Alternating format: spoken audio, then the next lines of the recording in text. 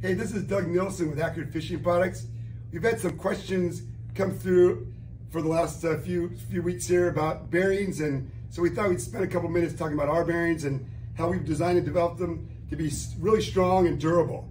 So here at the table, we have kind of two groups of bearings. We have AntiReverse bearings, or ARB bearings, and then we have ball bearings. And if you look at the ball bearings here, you'll notice that this one's kind of silver, and this one's here's got these black seals on it. Now these black seals, what they do is they actually seal the water from getting inside the bearing.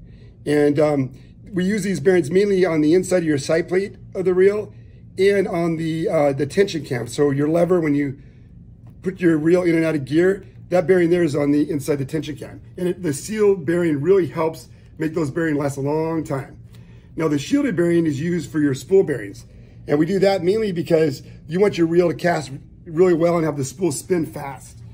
And since the shields are just shielding the balls inside the bearing, it actually allows it to spin very freely. The downside is that water can get inside that bearing. So that's why we recommend, if you feel like you got water in the reel, that you either take the reel apart and maybe clean those bearings out or send it in for service. Now the ARB bearings here, these are also called, called roller clutch or anti-reverse bearings, but these are really needle bearings that you would see in almost any other. If you went to a bearing company and asked for a needle bearing, you'd see them. They have little rollers in there. They're kind of long, and normally they allow it to roll both directions if you have a normal roller bearing. But these are ARB bearings, so it only allows it to roll one direction, which is really special. So if you take our handle on your reel and you turn the handle, you notice it'll roll forward if you crank the handle, but it will not go backwards. And this is what stops that. So it's really important to have this inside your reel. It's important that it's strong and that it's durable and it lasts a long time. We spent many, many years developing this bearing. It's all stainless and extremely durable. The smaller version of this is what you would see in your BV or Valiant 300. And this one here is what you see in all the Valiant 400 up to 1,000.